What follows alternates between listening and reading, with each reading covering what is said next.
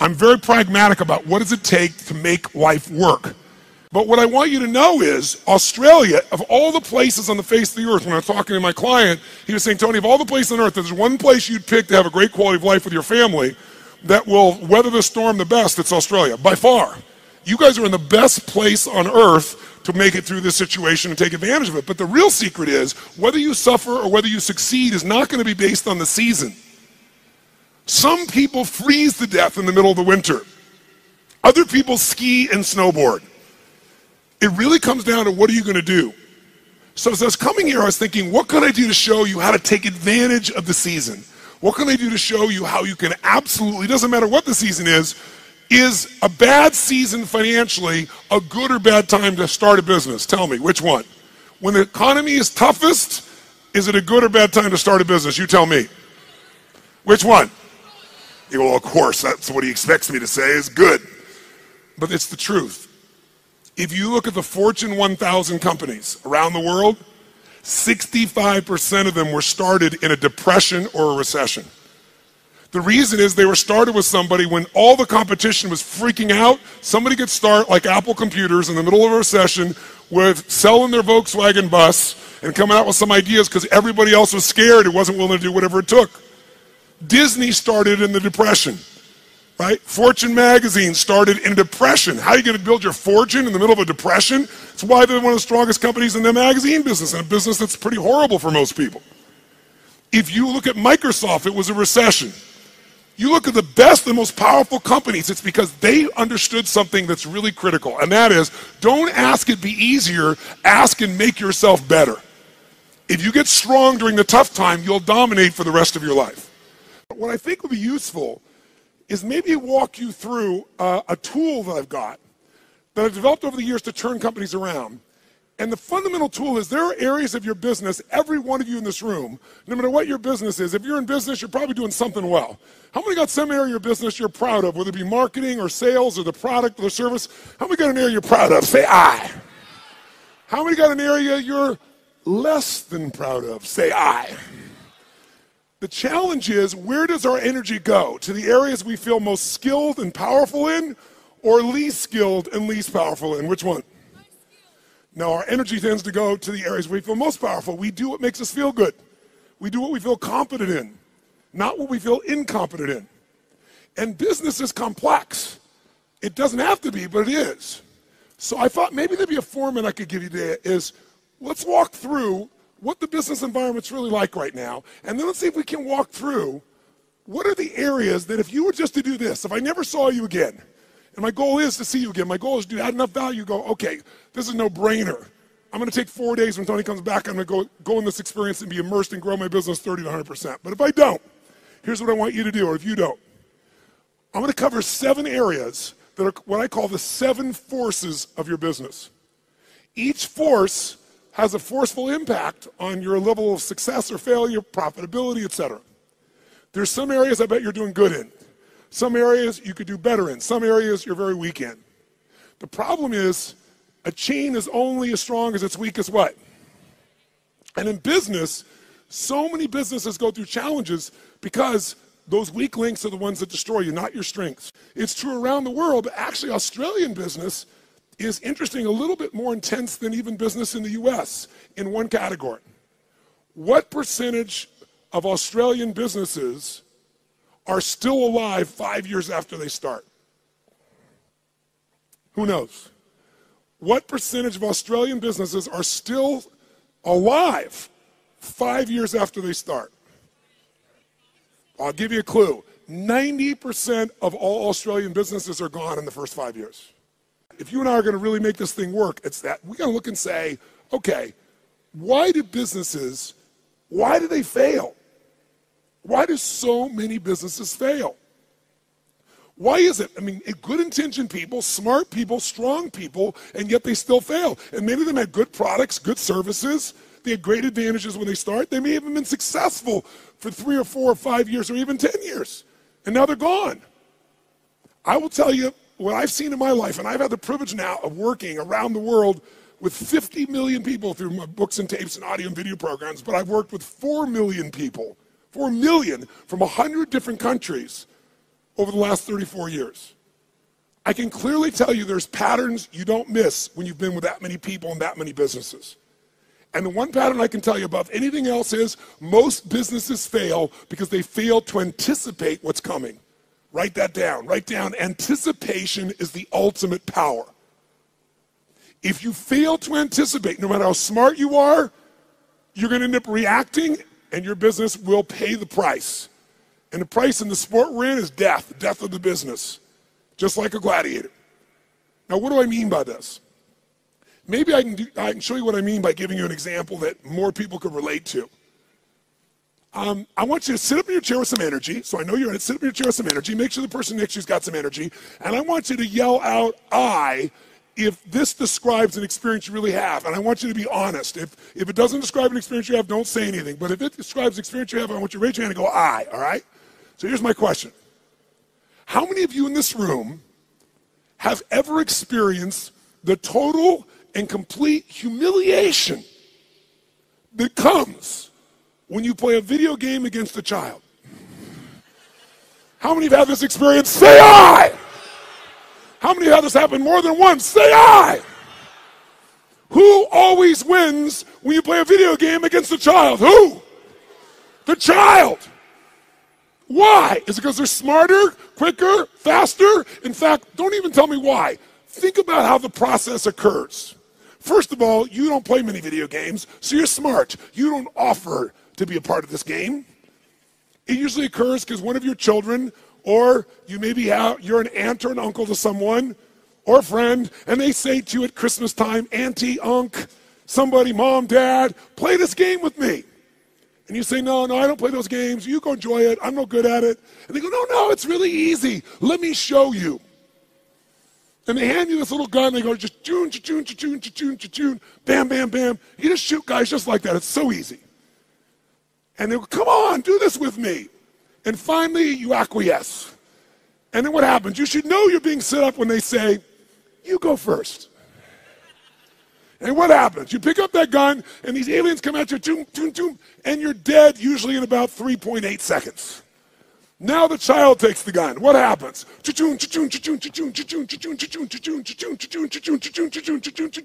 And about 45 minutes later, you get your second turn. Who knows what I'm talking about here? Say I. Now you're pissed, right? You're like getting competitive. I'm not getting shot in 3 seconds. So now you're really focused, and you get shot in the back, and you're dead in 2 seconds. The kids, 45 minutes later, you get your third one. The kid scores 480 million points, you get 3. Who's had this experience? Say I. Why does the child always win? Is it because they're younger, faster, smarter, more flexible? Their minds are wired this way. No, listen to me. The child always wins because they played this game before. And because they played the game before, listen to me, key words, they know the road ahead. And if you know the road ahead, you have the ultimate advantage over everyone around you. You must know the road ahead. Why? Because when you know the road ahead, you can anticipate. Write it down again. Anticipation is the ultimate advantage in business and in life.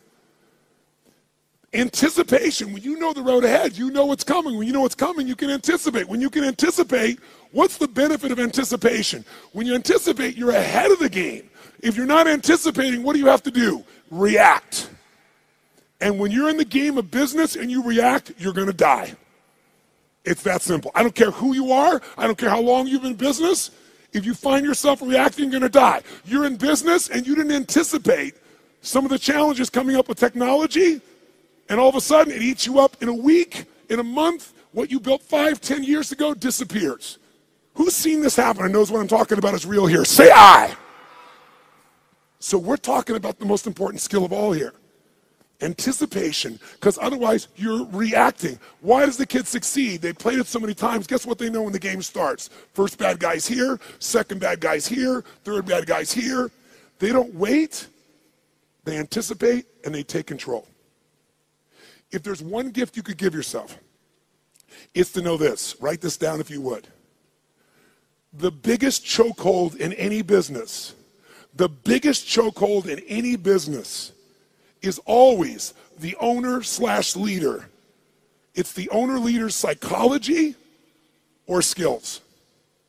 The biggest chokehold in any business is the owner-leader's psychology or skills. Your mindset, what eats you up is you don't know what's coming. You don't have the skill to handle what's coming because you don't know it.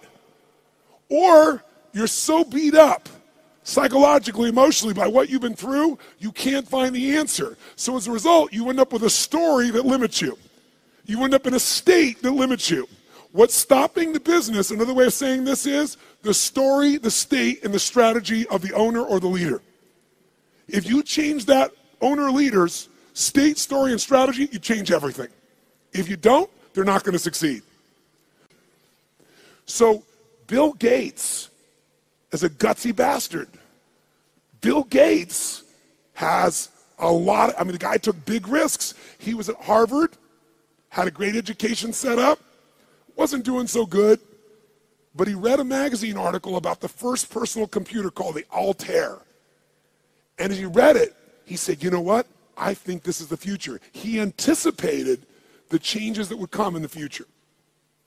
But he had guts and he took a risk. That's why he's who he is. He called the guy up and he said, listen, I see you got this new computer. You guys need software for that. He said, I've written software for it that'll make it run perfectly. Was that true? Yes or no? It's total bullshit. He made it up. He was just being gutsy and saying, if I tell the guy I've got software and he says, come see me, I'm going to figure out how to do it. Pretty ballsy. Sure enough, the guy said, bring it to me in 3 weeks. So he had 3 weeks to come up with software between he and his partner. And he worked around the clock. And literally, when he went to Altair in New Mexico to show this software, he didn't have a computer to test it on. He didn't know if it was going to work for sure.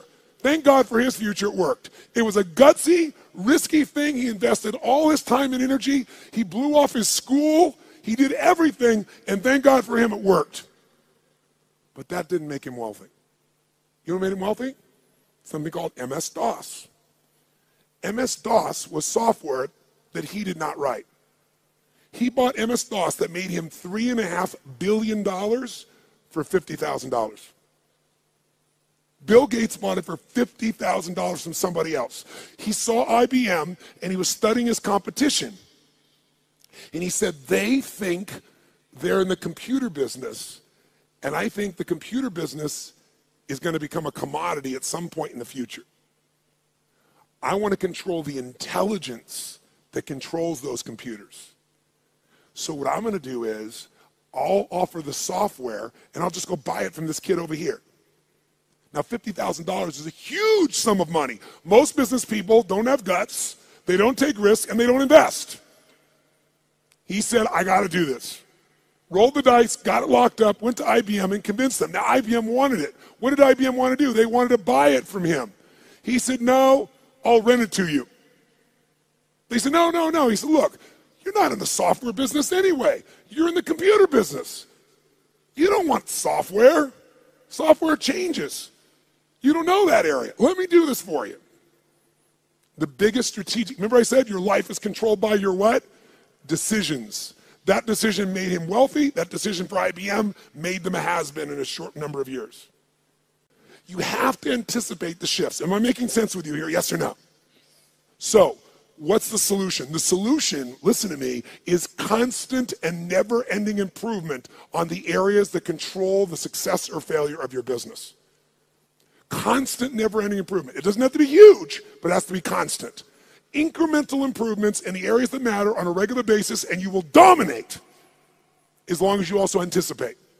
So let me give you 7 real fast because I'm on tight on time. Let me give you the first of the 7. Let me show you how it works. I'm going to start with the end in mind. If you're going to be successful in business, the end outcome, what makes somebody successful in business is not that they make a sale. If all you do is make a sale, you made a little money. To have a business, it has to be sustained. To be sustained, you have to build clients, or at a minimum, what I would call raving fan clients, raving fan customers. Now, why is the target of all business a raving fan customer? Well, first of all, what makes a human being wealthy in financial terms? What will make you wealthy is only one way to get wealthy and stay wealthy. Add more value to other people's lives than anyone else can possibly do. If you add more value than anybody else, you will have people be a raving fan of your product, service, or company. And raving fans are the best marketing in the world, because today, nobody pays attention to advertising unless it's shocking. And even then, it doesn't necessarily sell the product. What sells products today is people telling people this is the best shit you can get. How many agree with me on this right now? Say aye. And you can't buy that word of mouth. You can only deliver it by delivering such an incredibly valuable experience or product or service that people tell everybody about it. The first key to getting to that target, if we're gonna grab hold of our energy and we're gonna race towards this target, is you have to do step number one. Step one in a business is you got to know where you really are. You got to know where you really are, and you got to build what I call a business map. Now, what do I mean by a business map? Well, think of it this way. How many of you in this room have a 5-year business plan right now for your company? 5-year business plan, raise your hand. Now, a group of 9,000 people, I'm seeing maybe a dozen hands. The reason you're seeing a dozen hands is because even if you have to do a 5-year plan, it's bullshit. And I'm not being disrespectful. It's bullshit. Why is it bullshit? Everyone tell me. Why is a 5-year business plan in the world we live in today total bullshit? Why? Because the world is changing so fast, you have no clue what's going to be here in 5 years. You're kidding yourself. So what do you throw up your hands and just hope it works out well? That's a disaster too. What you need is a business map. A business map means you understand the territory. You understand what's happening, where it's happening, so as you're moving along, you can adjust with that map to get where you want to go as the environment changes. The way you frame what business you're in to yourself is the single biggest limit in your business, and I promise you it's limiting who you do business with as well. You know, if you ask Peter Drucker, one of the greatest business geniuses of all time, he used to say, there's really only one question, maybe two in business. His question is, what business are you in, and how's business? You must control the meaning within yourself, within your team, and then the way you market it, but you can't do that until you're crystal clear what business you're in. And every 7 weeks, you should be digging in deeper to what business you're in, or you'll ask a third question. What business do you need to be in? Because let me tell you something. You didn't experience in 2008 in Australia what the rest of the world did, but you're going to experience some of what the rest of the world has experienced coming soon. You're going to experience it in your real estate market, you're going to experience it in your shares market, and you're going to experience some unemployment on a much larger scale than what you guys are uncomfortable with right now. It's coming. I'm not here to be Mr. Positive, and I'm not being negative. I'm saying it's coming, so you want to take advantage of winter, not let it freeze you to death. And you can, because when everybody else is scared and hesitating, if you're doing the things I'm showing you, you will take their market share and you will dominate. Even if you're a little guy, you can become a big guy in this time. Because the time in which things change is tough times. That's when little guys become big guys. Because the big guys are doing the same boring shit over and over again, and they're not flexible. But I got to tell you something. In order to succeed in your business, you got to fall in love with your clients and not with your products and services. But here's the other question. What stage of the life cycle of a business are you in? Listen to me. This understanding is the most important understanding of all, and I can't give it to you all here. I take a day on this. When I say I give people $1 million guarantee, the reason I'm giving that $1 million guarantee and no one ever takes me up on it, I mean, I think 2 times in 3 years someone's taken me up on it. And when they did, I've been glad because I didn't want a stupid person in my seminar. I was like, if you can't see this is going to save you $1 million or make you $1 million, you shouldn't be in here, right? I'm happy to refund your money. Is this material. And this material is understanding the life stage of a business. See, businesses have life cycles just like humans do. So watch this for a second. Which can get into more trouble, an infant or a toddler? Quick, nice and loud. Which one? Nice and loud. Which one? Why? Because the toddler's more mobile. They can go, what does this rock taste like? Right? Which one could get more in trouble? A toddler or a teenager? That's right. Tell me, if you give your car to a teenager and you say, drive it never above the speed limit, what can you promise and guarantee they're going to do? Are they going to speed, yes or no? And the worst thing that can happen is they get away with it. Let me explain what I mean. Businesses have stages of development. What did I tell you was the most important thing to business? The power of anticipation. What if there was a way to know in advance what problems you were going to have in your business before they happened? You knew exactly what they were, how they were going to happen, and what to do to prevent them right now, no matter what stage you're in. How many think that'd be worth its weight in gold? Raise your right hand and say, aye. That's what happens when you understand the stage. Let's go to number 2. The second key force of business that you got to be working on is constant strategic innovation. Now, what the hell does that mean? Sounds so complex. Strategic innovation. Notice I didn't just say innovate. You can innovate, and it may not make a difference. And innovation takes time, energy, and money. It's got to be innovation the customer cares about. Let's go back to Peter Drucker for a moment. Peter Drucker has always said that the core of all business is only 2 things. If a business is successful, these 2 things are its core: innovation and marketing. Everybody else in your company is employed by the people who innovate and market for your company. Because without them, there is no company. Now, what does innovation mean? It means finding a way to meet people's what? Needs. It means finding a way to add more what? Than anybody else is adding. But listen to me. And maybe this will help you understand innovation in a different way. People say, but I am meeting their needs and my customers are really happy, so why innovate? Because it's called innovate or die in the world we live in. Let me explain why. How often does Apple Computer, even though they're the best, find a way to innovate again? How often can you count on it? Is it consistent, yes or no? Every year, sometimes multiple times in a year. Isn't it true? That's why they're number 1. So what you have to do is you can't just meet your needs. You got to meet their needs in a new way. Meet the needs even more. Add more value, but do it in a new way. That's how you have raving fan clients. It's not enough to meet their needs. It's not enough to add more value. Got to do it in new ways all the time. It makes it sexy. It makes it mysterious. It makes it interesting. It makes them want to engage you. It gets them to tell everybody else about the new thing you're doing. Okay? Now, let's go to number 3 real fast. I'm going to have to kick this in gear to catch up. So number 3 is, if you, what was it that we said Drucker said? All business is 2 things, innovation and what? Come on, guys, innovation and marketing. Answer this question for me. Does the best product or service always win? Yes or no? Nice and loud, yes or no? Which company always wins? McDonald's? Where does that shit come from? No, the best marketed product or service. For better or worse, and let's use McDonald's, okay, ma'am? That's a good example. Tell me something. Perfect example. Does McDonald's make the best tasting hamburger in the world? Notice we got a universal 9,000 person response. No. Is it the tastiest? Is it the best quality? Yes or no? But it is the best what? Marketed, as you would say, marketed in the world. I call it marketed. The point of the matter is, this company understands marketing, and even though they have a shit product, they got billions and billions and billions of people to eat that shit. Now, here's the problem with marketing today, and it's a significant problem. I want you to think about this. Does anybody know how many marketing messages the average person had to see 15 years ago? How many messages before they would start to seek you out to consider buying your product, where they would do something active to seek out your product? Does anybody know?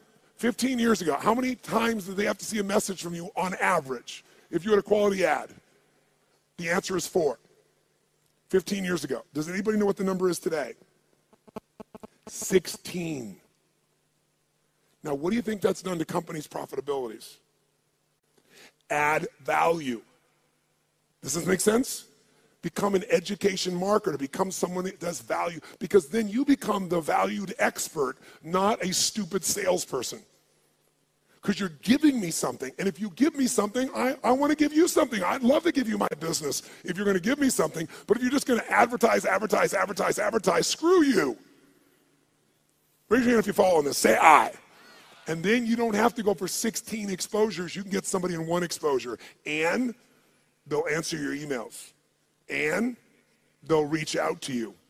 And you'll watch your business grow like you can't even dream. Force number 4 is the constant, never-ending improvement of sales and mastery systems. Sales mastery systems. Marketing is wonderful, but if you don't convert that marketing into sales, you don't have a business. Now, because of time, here's all I'll tell you on this one. We're going to give you that's valuable, that's simple. How about this? How many of you right now in this room have a business that's primarily done with no salespeople, all on the web? Raise your hand. No salespeople, all automated. Raise your hand if you have salespeople. If you have salespeople that work with you, the majority of you. If you have an automated business, no matter how good it is, you don't want a one-legged stool. A one-legged stool at one point can get in trouble and you collapse. You want at least 3 legs, and one of those legs, as a minimum, has got to be a sales team. Now, how can you grow, though, when you're a brand new small business or you've been around a while? Well, technology today allows us to be able to hire people to go to work for us literally 24/7, 365 all around the world. We literally have more than 150 people that work for one of my companies, all of which live in different parts of the world, all of which we know only by way of our experience of them, by way of Skype calls where we can see them and coach them, but we measure them better than the persons in the same room with us in the old days.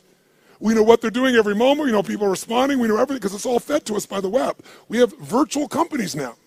So if you don't have a lot of resources, we can show you how to get 3 or 5 salespeople in your little company, like these couple of guys here that right now are operators. What if you had 3 people that their entire life was about how to make sure they filled your business? Well, you wouldn't have one little location, you might have 5. But here's what I can tell all of you, just give you one quick hint in this area in the time that we got. Write down one thing. Great salespeople are not trained, they are found. Great salespeople are not trained, they are found and then trained to be even better. And this is coming from a guy that's trained 2 million salespeople in the world. I did that for 15 years. It's one of my jobs. Here's what I mean by this. Write down this phrase. Nature is the most powerful factor. Nature is the most powerful factor. If I was going to give you something in 2 seconds right now, I'd say it's this. If you're going to get a great person to sell for you, you can train somebody all day long, but their nature has to match the job. The 5th force you got to take control of, you've got to have constant anticipation. Remember that key word, anticipation? So you're not reacting, you're anticipating, you know the road ahead in 2 areas of your business. Legal, and I know you're not a lawyer, at least most of you, but you got to know where your risks are, and financial or accounting. Now, how many of you in this room as business owners hate accounting? If you're with me, brothers and sisters, can I have a hallelujah? However, unfortunately, even though you hate it, how many of you in this room have ever been bitten in the bum, so to speak, because you thought the numbers were one thing or they meant something or your cash was one level and it was another? Some accounting piece that really, really hurt you at the time. Who's had this experience before? Raise your hand nice and high. Say I. I want to tell you something. More companies go down because most of you in this room do not like accounting, and I do not want to sell you on being an accountant. What a boring-ass job. But I do want to sell you on knowing enough of this that you can run that accountant or that CFO. Because you still have to lead, and if you don't, you'll become part of the 99% that fail. I don't care how big, smart you are, I don't care how much your sales are. Learning how to manage your business includes the economics, and we take half a day and make it fun so that you can kick ass with any CFO or accountant, and you can ask them questions they don't know. Let me ask you 2 questions real fast. Question 1.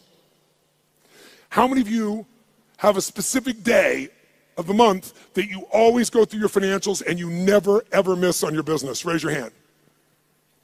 Keep your hand up and look around the room. It's not even 3% of the room that does this. That's why 99% go out of business. Remember I said in the beginning, what is the chokehold in the business? It's the psychology and the skills of the entrepreneur. If you don't develop the skill of knowing how to manage the finances, I don't mean write it down and do the accounting. I mean know how to read that and use that information as intelligence to guide yourself, you're going to be in trouble. In business, nobody gets a special license. You can go out there and know nothing about numbers except what you think you know, and that's why you go out of business. This is a skill. If you don't get it from me, you better go get it now. But I can give it to you in a fun way in half a day of the 4 days, where you'll be able to read financials and find stuff your accountant's not finding. And then what you want to find is the intelligence that allows you to know how to run your business more effectively. I'll give you a little clue. Who here knows the 3 documents you've got to see every single month to run your business? Raise your hand if you know the 3 and can name them. Look around the room. Look at this. We got 9,000 people in this room, and maybe 20% of you even know the documents. You don't review them, you don't even know what they are. Here, I'll give you a little gift, something that took me 20 years to figure out. Little gift. If you got a business that has a 20% margin of net profit, and most of you probably have a margin less than that, some of you maybe more than that. But if you have that, and you just cut 12% of your costs, 12% of your costs on a 20% margin company, you'll grow your profits by 50%, meaning you'll have a 30% margin. If you want to, listen to me, you want to grow your profits 50%, all you have to do is cut 12% of your costs. But you're never going to do that when you don't even look at your own financials. Let's go to the next one. Finally, number 6. Number 6 is, what if I said to you there was treasure in your business, and that treasure is just waiting for you to come by and pick it up? But you got to dig for it. But if you pick it up, it's going to cost you nothing. What if I said to every one of you in this room, no bullshit, no hyperbole, no exaggeration.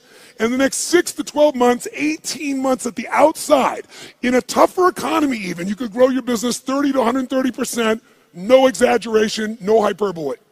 And it's not going to cost you any more money to do it. When I say it's not cost you any money, let me be honest. You might find by spending $5,000, you could make $150,000. Or by spending 10, you could make $500,000. So to me, that's not spending money. How many follow what I'm talking about here? Say aye. That is this skill. This is my strongest skill. This is why companies call me in to do turnarounds. This is why my companies are where they are through all the economies and all the countries I've been in, all the industries. You have to learn the skill of optimization and maximization. That's this point.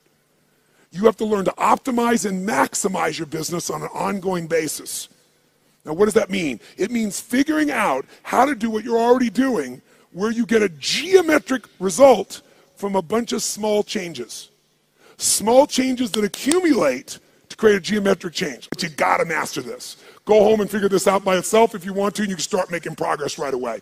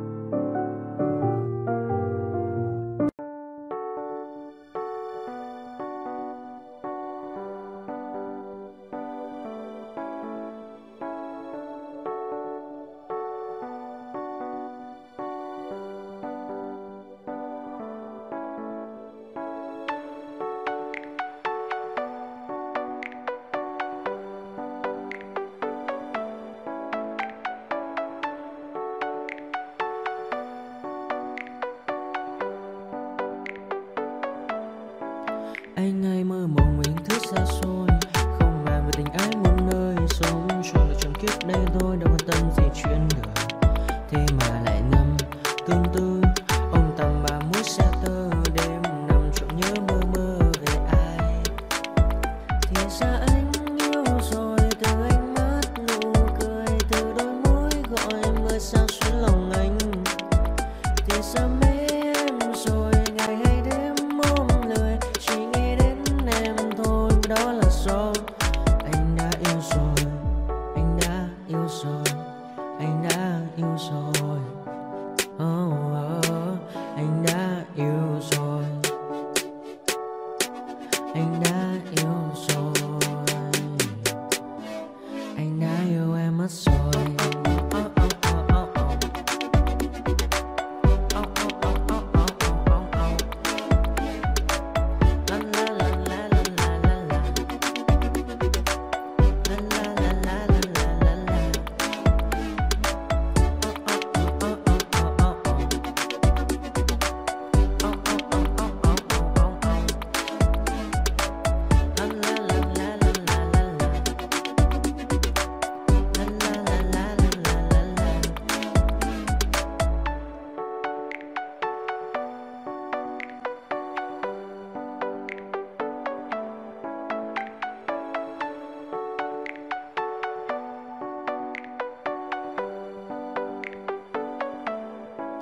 Anh hay mơ mộng mình thứ xa xôi, không màng về tình ái muôn nơi, sống chuyện là chuyện kiếp đây thôi, đâu quan tâm gì chuyện đời. Thế mà lại nằm tương tư, ông tầm bà mối xa tơ, đêm nằm trộm nhớ mơ mơ về ai. Thì ra anh yêu rồi, từ ánh mắt nụ cười, từ đôi môi gọi mơ sao xuyến lòng anh. Thì sao mấy em rồi ngày hay đêm.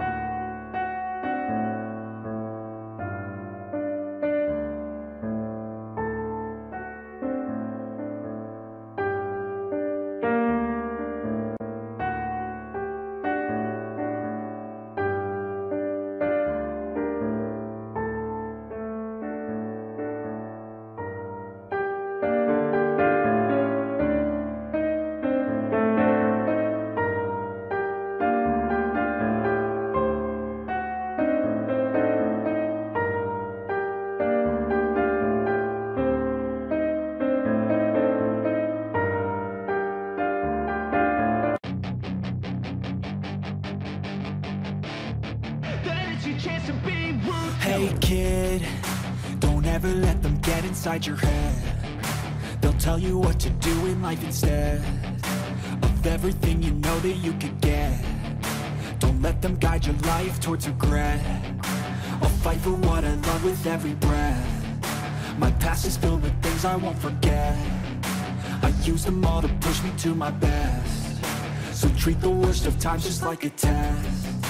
If only I could go back in time, I'd tell myself that everything will end up alright. Just push yourself, test yourself, figure out what you like, and find your limits, don't be rigid, always work towards a prime. Surround yourself with open minds, people can change your life. A few friends with intent can help you feel alive. Find a passion, take some action, and with a little time, just be patient, make a statement, try to enjoy your life. They'll try to kick you while you're down, they wanna rise up while you drown. They wanna fill your head with doubt. They're silently scared that you'll figure it out. I'll make it look like I'm losing, won't bother hiding my bruises. And when they finally think you're wounded, then it's your chance to be ruthless.